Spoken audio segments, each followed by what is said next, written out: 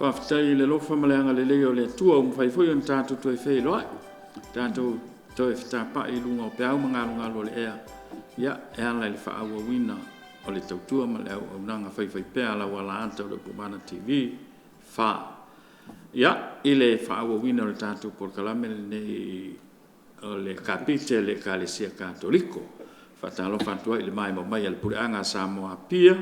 Mai lava I maunga te tele se iau I maunga iti. Whawhelo I atu le tātou atunu I ona tūlanga whaarupea. Ia mai se fo le tāpua inga maua ta māma tina mātutua le afua mai maunga. Ia whape fo I le tu vai o le tala le lei. So se Ekalesia Kerisiano tono le atunu. Tā lofa ma whawhelo I atu nei vaenga o le tātou porkalame. Ia le fua ma whaatasi ma le fionga pa tele Ioane Ono. Wal whaawawina o le tātou whaamoe le so. Alo mai lau mai moa. Ta lofa lau fiong pa tele. Ia mai lo awe ni ya ka lofa I kai uma. Ia ta pele ko le tringa le vea. Ne ko we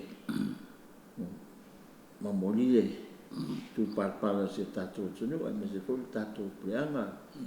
Ia fa tu lima. Ia ale fi fa popo Patai le lofo le ko a ko mole. Oi. Ko ta mo tango fi. Ya ko si mai le fo ya ma ke maka ko mal. Nga le be ya. Le mo wa tatu le. So I fu malo lo ina ma ti malosi. U ya ko fa lo I mo penga tu fa le. Fo ina I. Mo lava. Na ma tu o tatu tu sa tatu ai. Tatu malo ma. Tatu nu temi o sola. Ya, maso mo vai, me se tina ya lote a. Ya, tina ya lote. Ye ngale ke lo mo kua. Wa onga sa fa ka lo sangis kwa mo. Ya, la me imalis. Au ka lo rosi o tu. Mo lo malosi. Ya, le wa. Fai langi fo lo ya. Ma potu lo na nga yo le fa wa. Ya, malo la. Before I sitina sa tautua fo I malo ma le tunu. Oh iya. Ya ngatolo ai. Ye. Telefanga. Ya ua mala au fo I le tua muia ni tangata. Wala au le tua ala. Yo. Ya e mai se lao le. Fal tua ya e seta. Yo e se ka ko fo I. Pa ngato tino tato Ekalesia ya seta. So fa ya o mai kai mo. Oh. Ya pa uluma. Mai seta. Ya. O pau lava. O fina ngalo le tu. Ayo. Ka ko umar ka ko awala le. Ya se kuma. Yo. Ka ko ele lava pa tai le tu la no me alo fa le trato le long saul. Oh, sorry. Ngata ya tunu o tato puanga ma le Ekalesia. Na ya. Ya ma portfolio na ya nganga Yo le fa va. Yo fa mai se fo I le ngang fa ma fana le tua I le feo te akono. Ya mai se ia wo ma pa anga I la to u ma wo mali liu le nei vai tau. Ya ma ngai al kai mio I la ko o vai ka o le seta. Ya e seta le ngos. E seta le. Para ko ma ke me le seta. Alu ko ma e se kai lo kai. Ya, uyo lea, ya, le fulta saben vale manu mosila o mo ta u. Vela leso. Yo. Tu ya lia no la ofionga mo se talo tate amtai. Ya, tato stalo, so per tamale allo le ngang pa ia. Amen. Pa tai le tu la ufo yo la ya ma to le ni fu tai fu. Ma lo le fa ya ngi le, ma to la fa nau, I la ma to. I fa nau. U la vale fa long sta. Ya. Na to pa ye fo fa tino ma to tuto e to fi ma to ya me se fo il fa tino ma sacramento so il fo fa sacramento le Ekalesia ya ma to te taloti la o fio fa mangal mai ma to ya so ni mai ma to ni fu yaso pe ngai ma to lo no ainga ya ma tuto no favor ya fa pe na fa ta o to ko fu o ni yaso ale no la o fio e se me mato fia a mia mato te ta I fa le atunu fa mato tai fa malo ia mai se fo tai fa le Ekalesia fat fa ta langa fia mato ngalo due fatas tu fatas mo moli ia le tala le dei lo fina ngalo ia moli manuia o mato tangata e mai se fo le langi atoa pui sa mo mai wingo le natula ia mai se fo ia fa ite le tai ia mato talo pui mai mato la fa na mato fa na wa onga ro puno wa ni te tono fa le onga ia ila fa mania ngala pui ngai la to fa nga luenga o malo a me se foi company ia fa pena no o che la fa mania ia la to a mia no mato a ki po me se foi la o sta langa me fa nga no to fi le tua so si fatte langa fia ia la to fatu la au ia ole no manu wa fa mania mo mato foi ni stalo e la sua foi Yesu lo mato libro mato paola fa lava amene so tama e alo le nga pa ia amen alo fa tai lo fiong ya pe ole ni vai con ka pensin to fa ko li woso ko me al kiso lo ka wa ia lo fa ka la li so pe woso e ka sa ko ka la li ma fa ka la kalsin wa ya nella le kalsin mila o vale lo ngai o ku ya au ku so ori ko ingwale ma ngo le wala ka va i pepe ko ia pa wala me ia na kai la ba le ka la mo fu ka ko malo ia fo o la ta ia ta to ia pe o fu ia me se fo la ka ingai o ka wa le ma sorry la ku mai le fo lo ai o so ka wa le me la ngai ko ngo fu le ngai kai mi se ko le go se ko mal dia vo lo li le o mala ko fu so angale me ale fu su o ia fu ta to ia fa la ele mo ia ka ko ele anga mo ang suau na me la ka ko po fu ia pa fa pe vo se me pen ka ko fo winga ia ele pen fo se pilionga ka usanga ia pe vo kala san ki si ele ko ke le fu suau ko lalo le manavo le na ko la le wo o san ki si wo ko wo ka ba ko ngai la le wila le ko ni wala la ke go e ke me o mai ya o malo lalo le suau le ya di dia malo o malaka ko le peso le pa le ke ko pongsa o ali le tu ma mo le anga i duma foi ku iskan ko mo le ole o fu na le mga okeli sa ole le se le me anga ya ka ko la longa pa sauli la ka inga ki ale wo so fai fu ai o feo ka ale sta i fa ku le ka val pala kala fa lo ye kala me ya o me pe o le wi vai ali ka va le wo ye actually feel la me la nga le wo ye wo mo fa me vai ska vale la me vai se wi la so se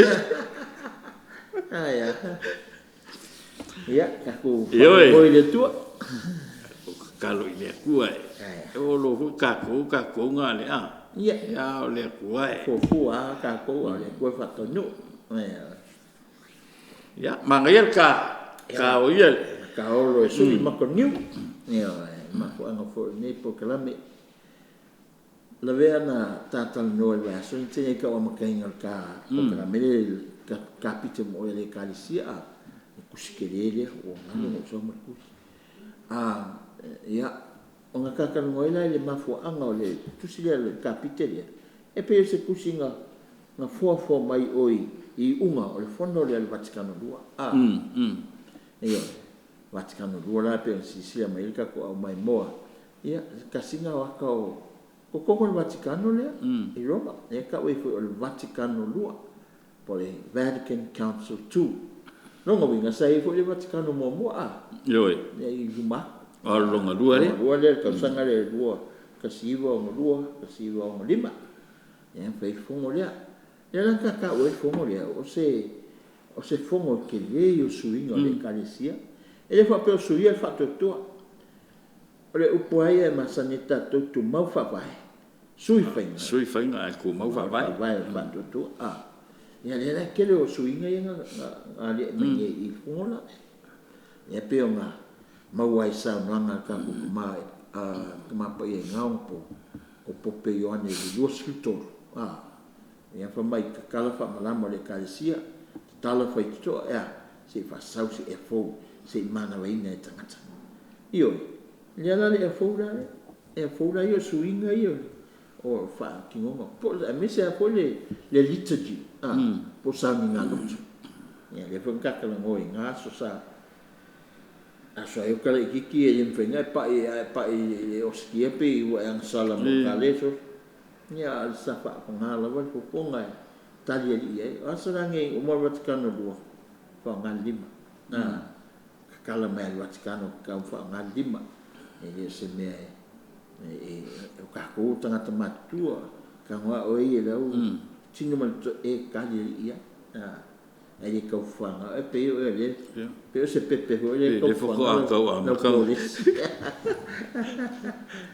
ia pe o le ngana ia mai sia mo pe me ko kuri anga le sa ka ka mo ia nga ve se nga me ia le ko me le paki mo ka ko ni sa mo no ka ko fa ka le fo ka linga fa malunga talinga tino mo to pa io le so ngai suinga ia ka ia lo lupu ka ia lo kasinga suinga io yang ka ko kan mola vaso le ma fuana o mai ia ia ta ia se fa mai mo fu ia ngai ta tangata wa aku ngal fa lo wat kan do da nga me o fono alia il fono la ko si sia mu lo me ia o au kati nali manga mai I ma o lo lang ile Ekalesia Katoliko it's not just a Vatican Council, it is an ecumenical council. Longa winga sa ye fu tangata isio ka ko uso Ekalesia por Protestano, por Alawa, Lutherans, isi Ekalesia, Muslims, sa invite ay mai fongola. Menga ka ecumenical council. Ona ile nga o ka ko le ya na fo o suinga la ia sa nga o il tama pa ia le fono le e a fi o mai ko ki ta so mo mi ala ko o mai fa ma na mai ile Ekalesia e ka le mother church che muso a bunge picco che ya po le tina le Ekalesia fa sinona la na fa na lo langi ato il mea ka kianga il tato patutua ya le il fono la le ko si la praia o ko kele al fongo le kongo o fersa o kongo le Vaticano St. Peter's Basilica le o I Roma ya foi kan ngok ngai ai ke mi fu ngau mo malu sa na lo ko ma pa ia ya o fans o ile mai e va sanga la ai ya le fu ka penga ngale e fa sanga I ngale mai ku me siku pe a usul fo ya le foi ele sunga ko mai mo aku ya ka ko baba ya ku ele fo ngo fo ma nga kai ele bi o fo ngo ka ko ke mi la ula si fa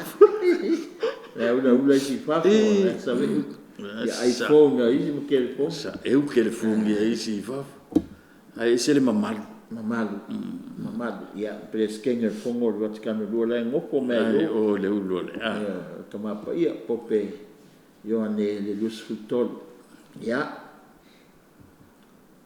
kasinga wa inga si camera le waku I kau kia so se ako inga fongo ho ye ese le organized le organization le organizing el fongo ele inko inga me ia ole manga kungi le Ekalesia mai oi solo ele awai ma ele me papenga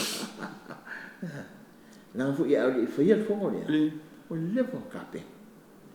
Le fon kape nga mai o theologians, scripture scholars, kam sa o le fon kape nga mai fongo le. Le agenda le le kongo. Ma sa imo me preliminary discussion tuna ya. Ia nga le mai ia le fongo mai me nga fai ka mai ia amen vote ia pasia. Se full call documents nga fanga mai fongo le. Kele documents sukur.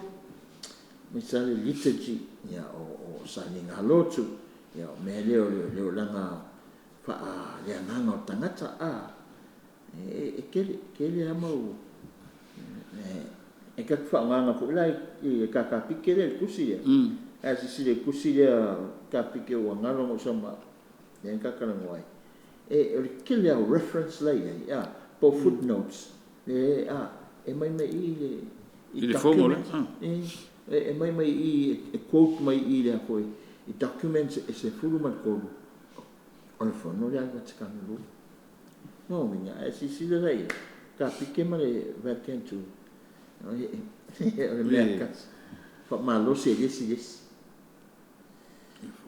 eso solo le fongo le ele se ko nga la mele ko me mai ya fai kau saul si pasia ya alunga saul sine ya apa mengaku maka ngali ko ya pasinga wa ainga ia afua ia le ongo lua le ongo lima le ngai whakausanga ngā usu whakausa no skempu ele skempu le anga le fu la nga ta upula ia le nga whanga mai ia documents suman ko ia ese makango fili o le pea kakana ngā kalwai le oa le kalisi ia le teresia man kuspa ia theology ya oi kama nga kuku mai kui momo oi fo yo karo watiwa mai oi Poland le nga vea ma Pope John Paul II ya ni Paul lua ke minga le karo wo ko ma le sanga lue in the background ma kamangai ke kai lo i le ko official nga lue mai ai ko fo le Cardinal Ratzinger Yang Pope Benedict XVI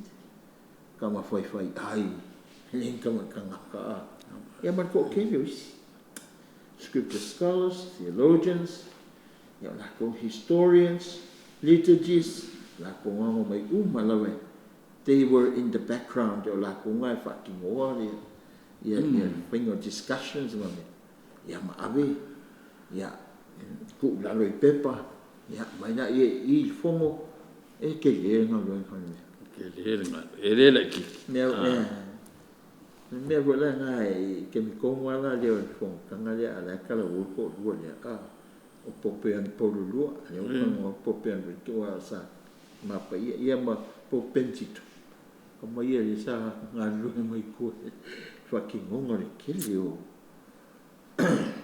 le nga ko theologians ka kama ke le la sao ye i le Vatican yo uli nga le mai ai fo nga mai pa kau kingal ya pa kula fu sa mo mai yo ka pe nga mo le fongo la uli la nga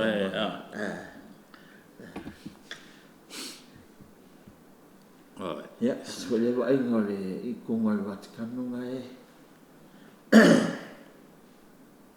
ma fuanga wa kuanga le se le tangata ia wa nga le kalango ale Vatican le fa pele su pola ele ngame se kusi le fondola ia o kama pa ia le Pope John 23 o ia la le nga ia mala wina le fondo le ale Vatican lua ecumenical council nga ka so le la po kingo le ya voi le pope au de le yes ka se pope uma so Akala ko officer e ko po kamak ko mo po to. Esa au de yo. Ya, kasi nga ko inga ya. Si ngaka na. Ai mea eu. Ya makanga le council. Fasolo nga makuar ko inga. Iyo. Ya, nga. Maka dia ika dia buat tengah tele. Kalau dia ko dengan watikan dua. Emang ko foi lah. Ele uma ngamalius ko inga ele uma watikan dua. Tapi emang ngamalius dia ngokor. Ele wanda ngodua ling Awala ling faawa mo yale. Ya, dia la kau kawa. Ya, siapa nga Ioane Ono. E mamalu algo inga. Ya, Paulo Leono na niya, Paul 6. O yan na rin nga malanga may isa mo. O yan na rin nga faawa ni. Lebat ka. Faabangan ni. Ya, ako ifongo. Si ikaw yung may o nga uto malo ni. Ya, fiyo may. Ele lufutol nga. Masuk. Kau ave mana Paul 6 ali. Fucking ngol fongo. Na kasi wala rin ka kikirilo mo sa ilfo.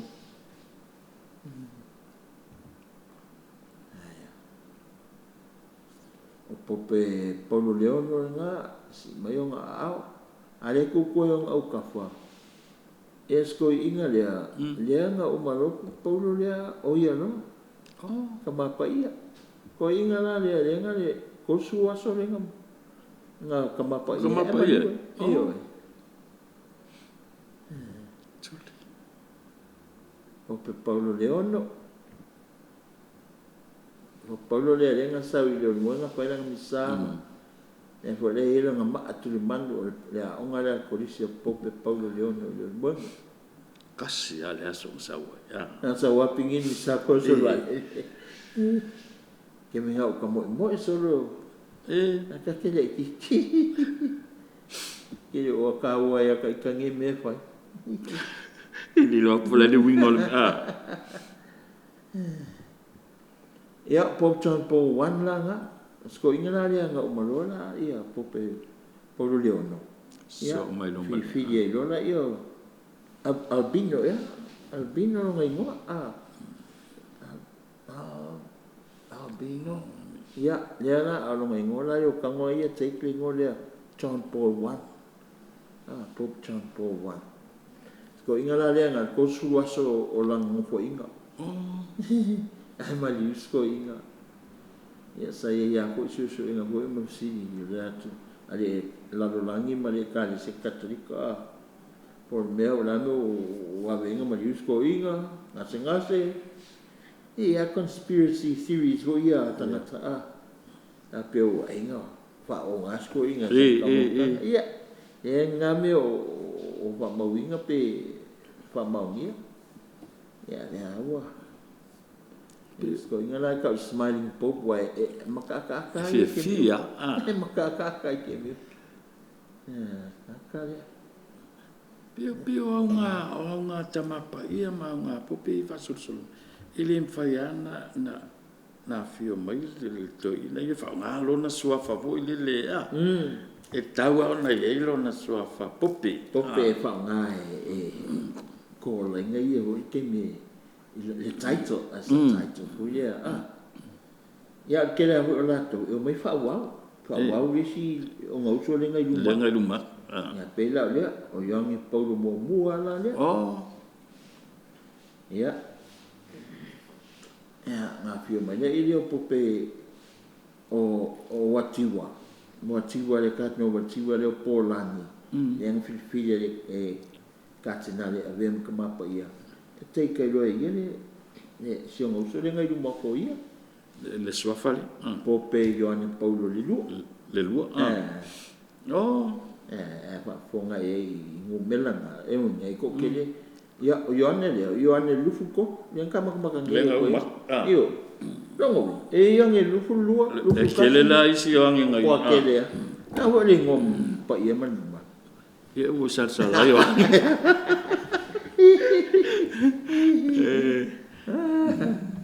Ai. O fono le na o katinale. O katinale. E foi lá bishop so ia sa amisiala o ia e akamamai. Ia. Bishops pat o kanga kai e akamamai kuspa ia men keusia. Ia o kamanga sa mai ia.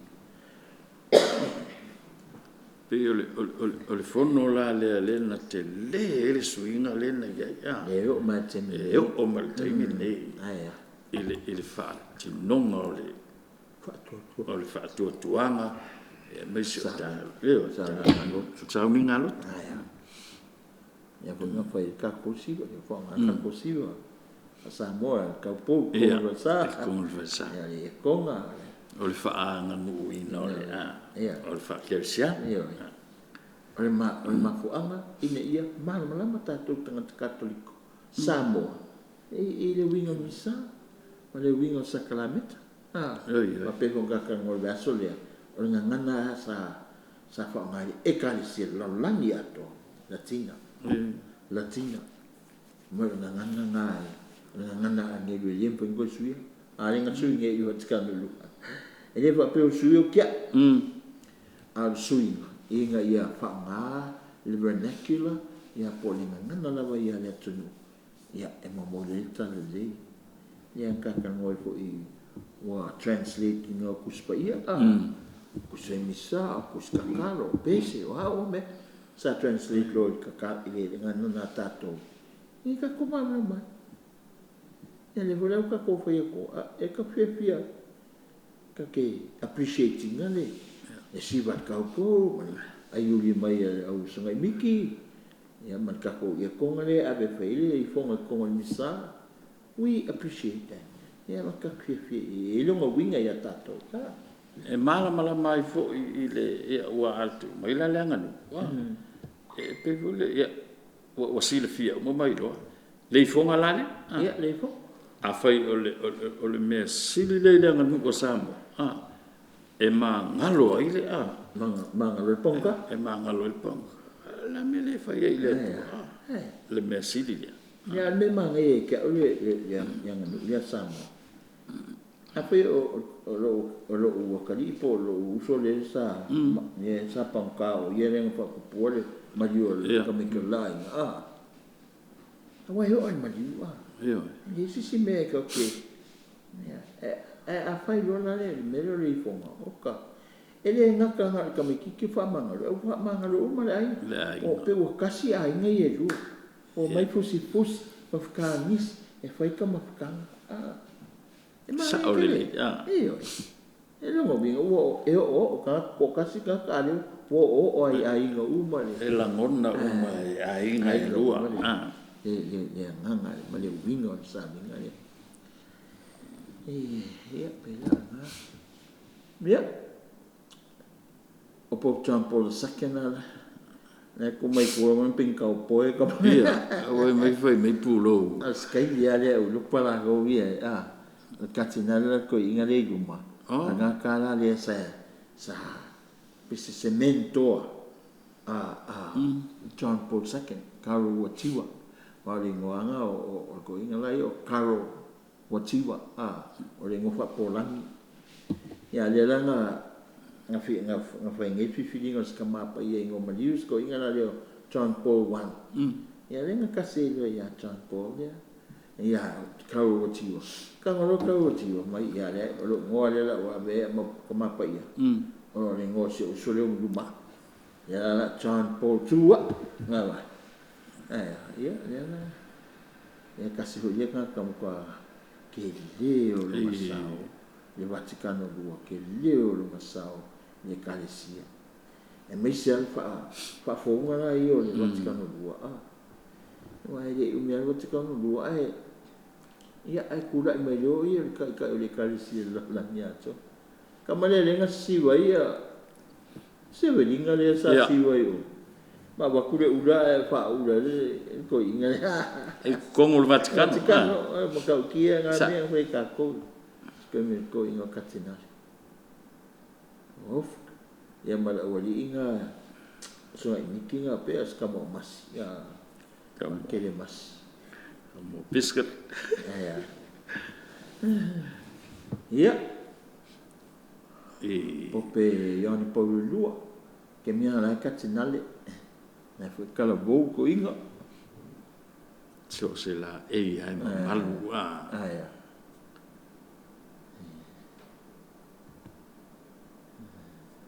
Ke mira le lo kamapa ia. Ke lo ko ya lunga. Langa kamai cap le lunga ia. Eu vou ko pola mu vio ya vou. Ko ya pingikia. Ko inga ya pa.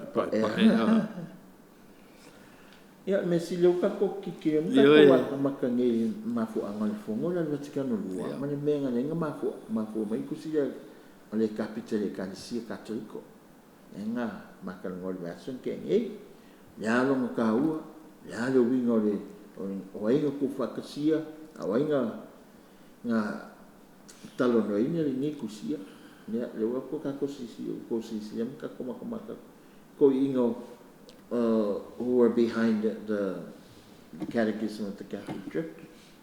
Na kongi. Ya, ua mali liwa.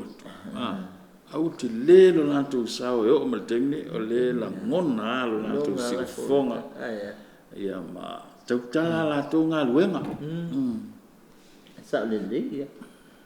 Ya, man ko ia muri la le o Pope Benedict XVI ta. Pope Penkiko e Pope Cardinal Ratzinger kalali sama-sama ya sekaki umano kami ya mapa ia ko inga ya mafulang ko maile ko inga le onga kalali le sa kami ari kamapa ia o ia le lenga au ka fole sa pe li makamakau Pope Ioane Ono ya kemi katinali ayo kamapa ia Pope Ioane Ono o Ioane Ono la ang fa ko ngua ia le skoinga le inga form up se komisi ela ku kapengana kapike ya pula le ese kau na kalewa kasi fu le fai ai ia le Vatican ai mesil kapike le Ekalesia o ina Pope Pentito suluono ya kako malona ile kako Australia ko chapter 1 gua kako ko fo I ko kako version kenge na ile part 1 or part 1 la ole profession of faith no ingol for ngal tato fatu ya o me ka kasila ia ka ke man lama ia pe fa pe fe un kako for fatu tu iyo ya ka ke amaka maya chapter 1 ala man's capacity for God. No knowing that tu tangata. Ekele kako capacity ka ke mana lama ia tu. Ku sa pe kama o kele lu se ku okay o ngako ese o ya na ko mo bacon na ka fu ie ele kan ku ngia ku. Ku sa pe fa yo kala fa pe nga. Ya okay. Pa ya lo fia nga. Awane ngale ke oi. Ke mi no se e le tua. Wa ke fiwa se o al se ke. O la no se. Ya. Ke msale lo ala ka ni. Ya ku ia. Fa yele ku. Fa yele ku. Be ko mai ro ka mamro ki. Awang fe ro ka mamro ki. Ya orang ni foi ka mamro ki no. E ka ke o ala e fiwa. E ka ke o a Italia le tua. Na no si ta le tua. Ma no se le tua. Le sparkare ko komanda. It's like a spark. Yeah. E ke fiu la le ke le fi ke pun se kwa. Ye ya te. E ke loi. E yai e pawa e malo se kia we. E me se pe Afrika ni pe ai fi ngai ne fa Afrika. Pe le o alu wa o ka fe la. Na wa avo ngale sami wa pawa me ngal sambu ele va Ala me ki wi nga ke. Ya ke lo ka kayo ka ki fa lo mo e vole si ame. Nga le kuwa. Nga ka ko nga ke le mi lo. Ave mo le kuwa nga pe. Io. Langa, this is how we were created. I wanna le nga o se ta tu le tua. We were made for God and we live for God. Why they sing nga se ka ko le tua nga se ka ko o le fo e ka ko koe sa igi le nga se ka ko. So this is by nature and vocation o ka ko soi fo nga. That's why from a Kapite, by nature and vocation, man is a religious being. No, we are religious beings. We tangata lot. We are not just the body. For the king or the flesh. Au kako fu o le nganga. Ngau se le to tato tino male nganga. Ape fenfai, kako kuse kenesi. Sama ya, ngau se le tu le tane ma fafini. Ngau se le tu le parpang. Ya kakia mai ai me ho le pingi me la fa koma ke ki me e kai la pingi fo. Whakangaka. Ongale. Le no kakia mai. Pamai ya kuse kenesi. Ona mana wale le tua o mana waula I ponga isu o ata maiwa. Ona ale, onga orma mai le o ilau. That's the spirit. Le wa ila kingo fale loloni. Le ele na pe tato mana wale tua e mana waula. Ona ave e o la tangata ola. Ele ai ala ma se me ke alofanga pe ke le kausia polo inga le tua pe ke me ke le lo se kua pe ke le lo o yang fa ile sa ole le na ko wa e ka ke fiwa me ve ke ma fo le melenga nga kupu o New York o kai ya o mangi ko ka ngo fil ka su mai la ana yo ho ka pisi si mo ka ba ka ko wa ka pinge ba le nga ia Twin Towers ia fal ke le vo ya Amerika New York so alo la si mlang ako la ni ba ka o ke finge ba ko le o ese ne mo fo o mo wala lo sa ba le man ba e ko so ai ko fulo ko mo to le ma pa la ba pe finge o se accidents se meu se vole avale le poi se ava ko somelis pingi malis piko oh my god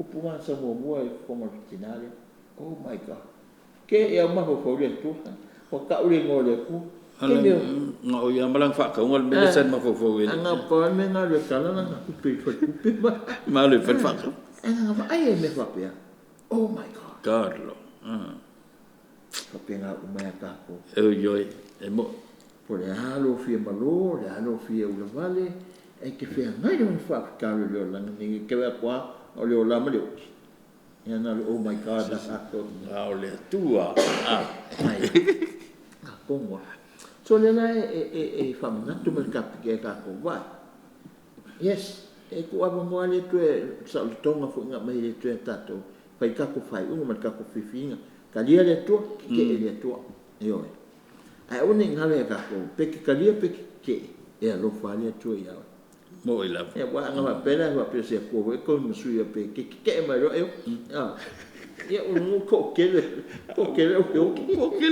le ma di un melo ke ka sa nga me ke ya ko ma lo ko le ma e lo fa le tu despite the fact that he coming from God, going towards God, man lives a fully human life. Only if he lives by this bond with God. Akako kadia le ko makako wolai le kako so tanga le mali Maliatua. Kakoranga ko. We are living a fully human life. Oi. Ese me koe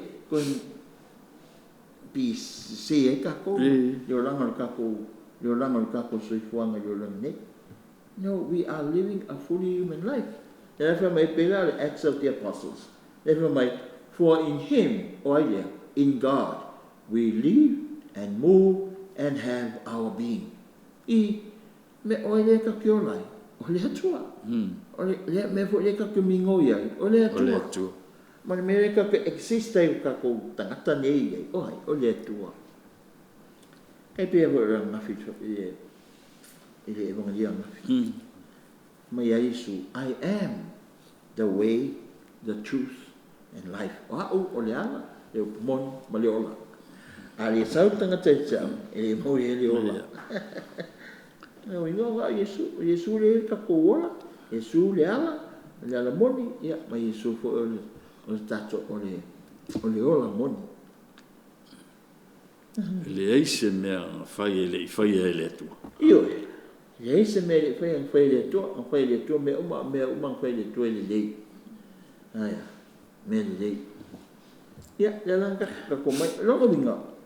Tato tangata. We have that capacity for God. Okay. Ese mai la ka koi manu.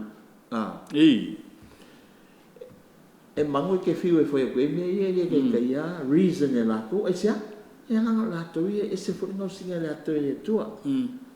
Ka ko ngo si fa piko ka ko e tua. Io no ko linga malona patus. Alona fa ku so le tua, ko linga le tua, le te so ko mo wo lai. O ngai me ola mangu fele me ola natula. Ya, ele fa penga le penga ele. Ese foi le por kala me na ele tu. O me ola la ko markanga. Ya, ele la ko va pe la lo mai ya. Ya. Ya fa me la se ko le lo po me ke va ia no YouTube. Algo qual mai le lo ko ka. Algo ko le o si mi sa di lo ko a pe o ngali maloko ya ni. Ko isi mele ko piko ko kamo la fa me la ngapa ke nga lu ulu ko. Pe o la mala mala. Lo ngai me ola ele la lo. Ele la lo ngai. Ya ke la nga o me le fa ni musiki. Yo O ke le me va pena. O so. Ai. Yo asi va mangi se puseli. Sa ole. So mena so ese no singa le tu tato mai lo meola e vai que si que meola ya mai ala ko ia ka alo do mai ale e fio nga pakele mai fio ki a ko mo ka mamalu mai ala ko ka alo mai e mai fu e nga le sla ko ma ko pa tu ia ele tu they can't reason e va pe mai me to episode film mai su mama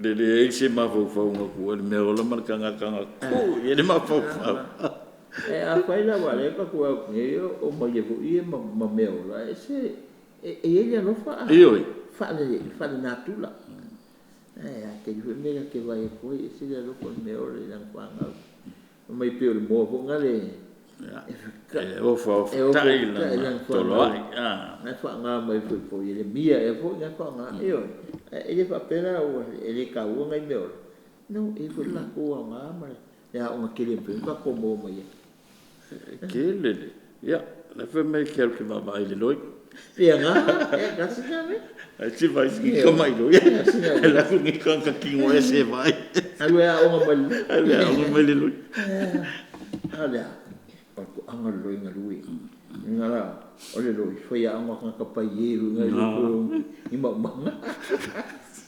vai ese nga lui ke mi umba loi pa pupu mai ke mi yang alo ke le me nga ko nga ya va aka ngo ngi mo ka ye le lo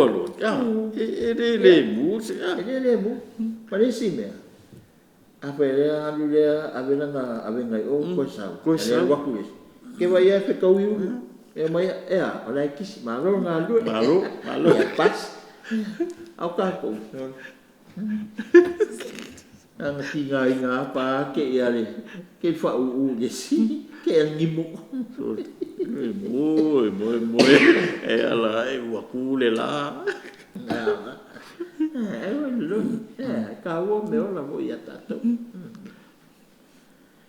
Man is made to live in communion with God.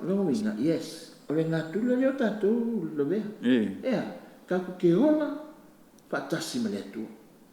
That's why he created us in his image and likeness. Nge tatu ola ise sio manga maia. Ni pe pele sera ola o mo fa ya ko fa kaya le ko fa ngoa ya alu ko fa le walo no Ile ya. Rien fa. Ai tu ya alfa I don't ga le tu ya tu. Ola. Ai ko mo fa le tu.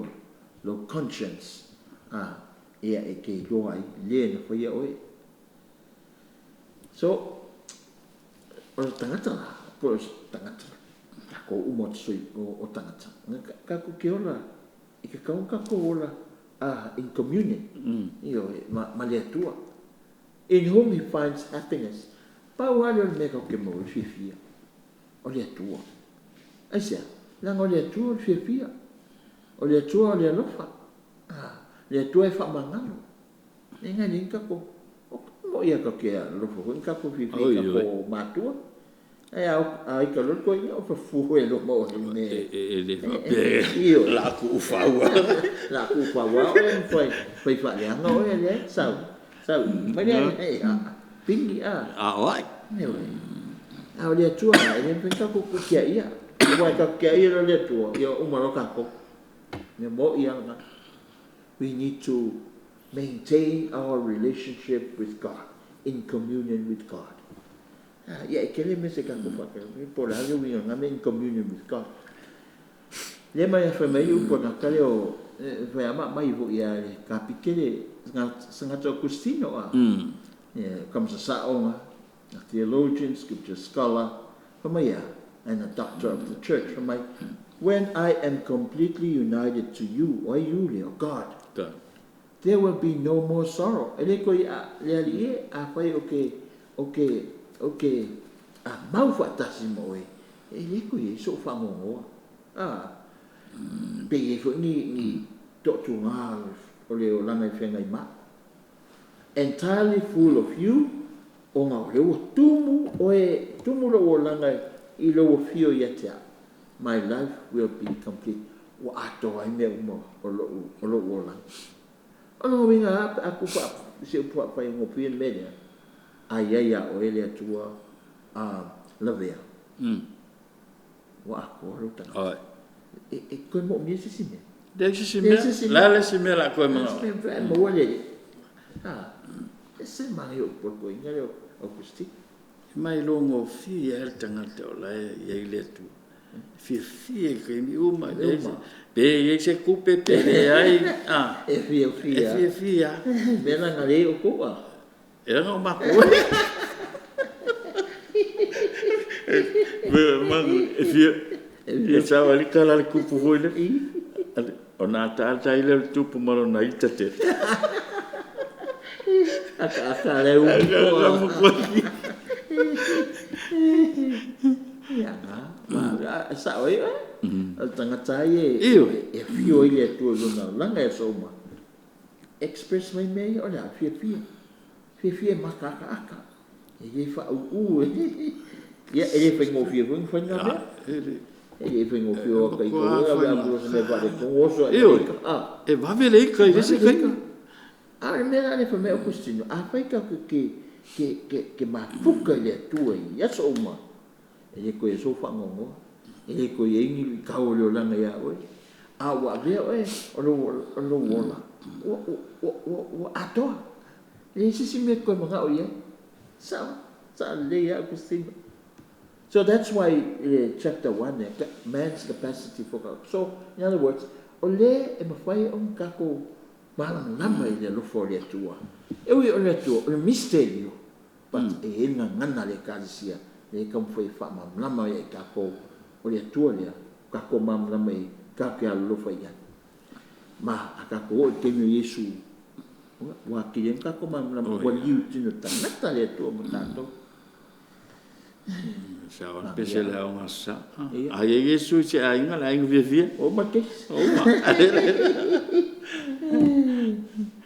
ya e sila upula sa to Kristino ya era kan fe ka ko ila nga upule e sen manga ia fa fo me tato o fa no o mai Kristino o le fa na talo le tuo o Lord, you are great and greatly to be praised. Great is your power and your wisdom is without measure. And man, so small a part of your creation, wants to praise you. This man, though clothed with mortality, and bearing the evidence of sin, and the proof that you withstand the proud. Despite everything, man, though but a small part of your creation, wants to praise you. You yourself encourage him to delight in your praise, for you have made us for yourself, and our heart is restless until it rests in you.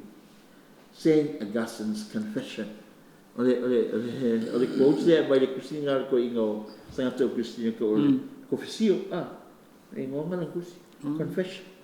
Ole confessio mo ko inga yang me wa o Christian ai di sangato ele ska fengo fi tangata ko sa hola lo langin ni o nga vai na fa tangata pe ka ko ya nga sui lo nga ye mo lo le di oi upuna ya le bang nga upule mo lenga mo buli dia you yourself encourage to delight in your praise, for you have made us for yourself. Pamaya that's why na nga sia mai mato mo e nga sia ka ko mo lo lang nga sia le tua oe ma tato uma mo ia and our heart is restless mai malo fatu loto ele ma fo na mapu se vanga wa mapu atu ya te oe wow sa wala lo mangi ka kenya yo na me fe yu wa ke lo me fa ko singa mal tangata ye fo lai e vanga i ko langa i me lo langi ale fe mai ya lo faku wale ele foi ona mapu se vanga wa mapu atu ya te so ele mapuka ko langa mo ka ko faku me lo langi la ve ele fa mali nei tato po le oa po kupe po fangua ele ma ona il tangata asia langa o me lo langi langa me ele atoa yo ma ngai mai ngai fa e male pe kaya ka vale fo mai ngai e ke ku le wa aso le fa pulo ole ato angale ole tu ka ko mo wala le tu ni si me ka ke ma o mangi kele ia na fa ole sangato Agustina yang pe quote mai isi fa la unga ka kele Agustina ese wala pe mena upula o tangata skama imea is only a part of creation ka ko tangata ia le nga ka fu na ka ko le ki lo mai si mai le tu o le mo meo o winga fu nga lo lian sa sa wa ta tu tanga sala mo le ma fai o nga ku la fo ina le tu tangata e ko fo ile tu lan tangata na fai pa pe te lit uman melia ya se fai si me fo no ele ti li tinga le tu tato ai malanga le tu sa ili mai kako ko mai fa fo kako ma mai I mo le ala that's God, that's our God ko ya tu bo le ala lo ka se ma ka sala fai o lo fa le tu ko ai le fa pe fo la avenga ma me la ula vale alo sa le pe ya le sa le fa mo oi ya kasi nga ka lo la nga tele mai me ni ai ya wa lu ka me ki ma ve mo si afo ku pe ma lo o alu fa mai ma hingu solo e mang friends ma ya papa nga lu ma ku pe ka mo ko puka ya koi amai ya le tu ya le fo i mai poi fo ya le vai di men caffè mai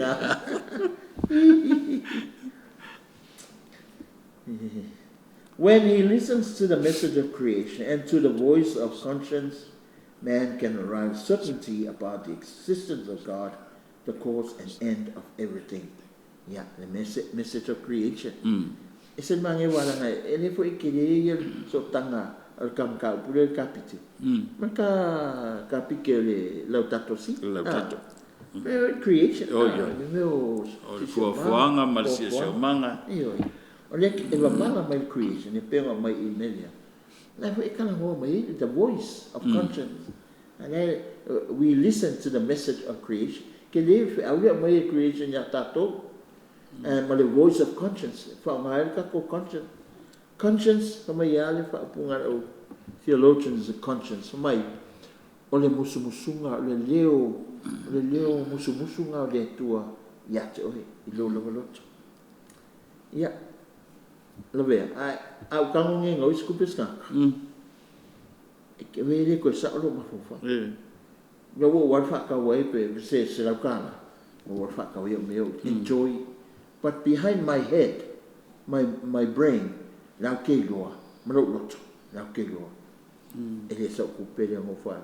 Ole ana sala le wo. Sala me le wo fai. Le foi polongas ka ka yo ngan se la lo piusu. Longa winga. That's the result for the